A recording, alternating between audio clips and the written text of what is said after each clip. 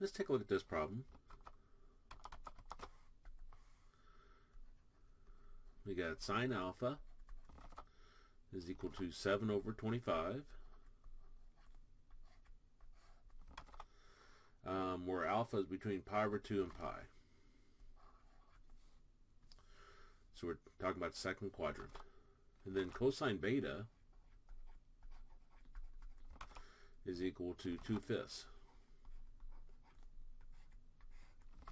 where beta is between 0 and pi over 2.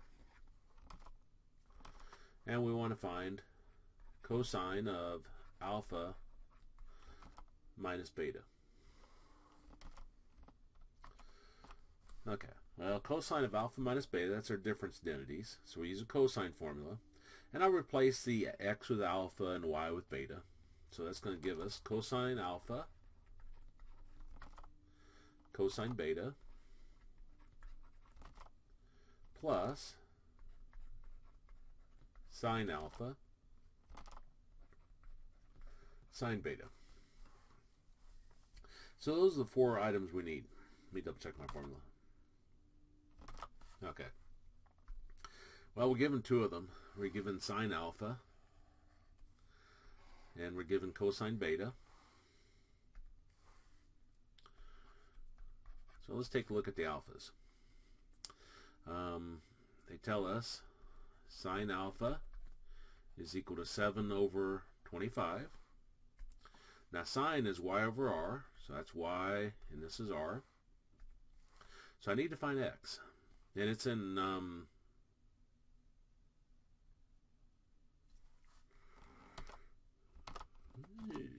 oh yeah, quadrants. I'll wake up here. Yeah, y is positive in this quadrant. X is negative. Okay, so we need to find x. So I got x squared plus y squared is equal to r squared. So I got x squared plus 7 squared is equal to 25 squared. So I got x squared plus 49 is equal to 625. Take the 49 over, and we got 625 minus 49. Let's see, 625 minus 49 gives us 576. Okay, then I'll drop my squared, and I'll put a plus or minus square root on the other side. I don't recognize that, but let's see if that works out nice. Square root of 576. It does, 24. Now we're talking about quadrant 2, and x is negative there. So x is equal to a negative 24. Well, we need cosine alpha. Cosine is equal to x over r. So that's going to be negative 24 over r, which is 25.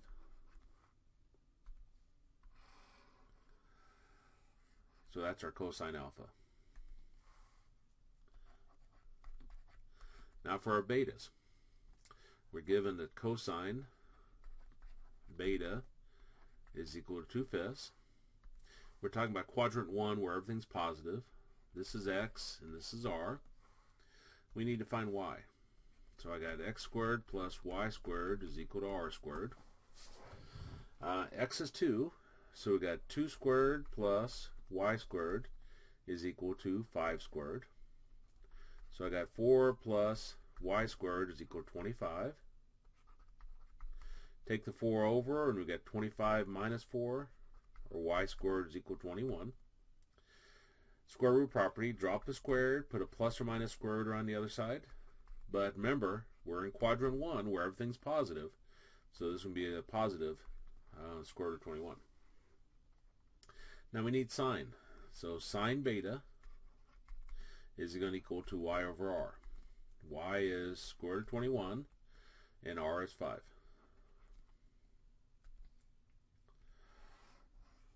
So now we have the 4 pieces of information we need, so we'll plug them in. Cosine alpha is negative 24 over 25 times cosine beta, which is 2 over 5, plus sine alpha, which is 7 over 25, times sine beta, which is square root of 21 over 5. Let me double check all that. Cosine that, and then cosine beta. Okay, sine alpha and sine, okay. So that gives us negative 48 over 125, yeah, plus 7 square root of 21 over 125. And I'll merge those together. So we've got negative 48 plus 7 square root of 21 over 125. You could write your answer that way, or if you wanted to put the 7 square root of 21 first, you could do that. Either answer is acceptable. But that would be our answer.